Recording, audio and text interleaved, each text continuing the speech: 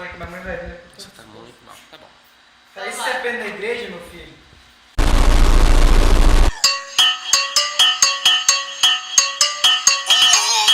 Pregador do santo é o sangue, santo é o sangue, santo é o sangue, santo é o sangue, santo é o sangue, santo é o sangue.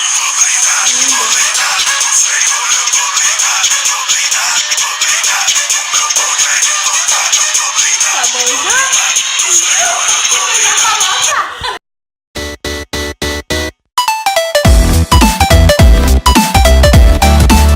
Fala, Juventude Leve, eu sou a Júlia Queiroz. E eu sou o Rafael Bani, esta é mais uma programação da semana. Toda terça-feira nós temos Tadel aqui no prédio da igreja, às 19h30. Você é o nosso convidado, treinamento para líder de célula, você que não sabe.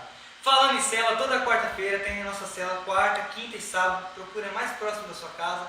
Semana de célula livre. Exatamente. Nessa semana a célula é livre, então líderes providenciem alguma coisa para sua célula diferente. Vôlei, bets, handball, Pérez. Pérez, Pérez é um bom. monte.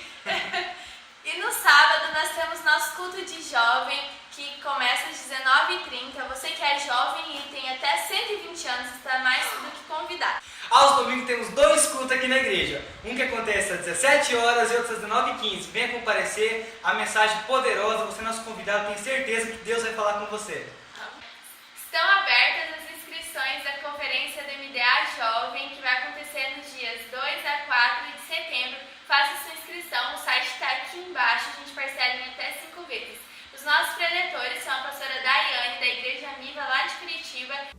Olá pessoal de Colíder, meu nome é Daiane, eu sou de Curitiba, Paraná e eu estarei com vocês no dia 2, 3 e 4 de setembro para participarmos juntos da Conferência MDA Jovem. Eu creio que serão dias do derramar do Espírito Santo, onde ele nos preparará para o maior avivamento que a nossa geração já viu. Nos encontramos lá e Deus abençoe.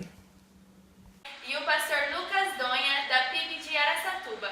Então não perca a oportunidade, vamos lá aprender muito mais sobre o MDA e sobre Jesus Cristo. É isso aí, galera. Nos siga nas nossas redes sociais, Facebook, Snapchat e Instagram, que a gente vai criar. Se inscreve no nosso canal e curta a nossa página. Eu me chamo Júlia Queiroz. Eu me chamo Rafael Bani E esse foi mais um Hora Leve!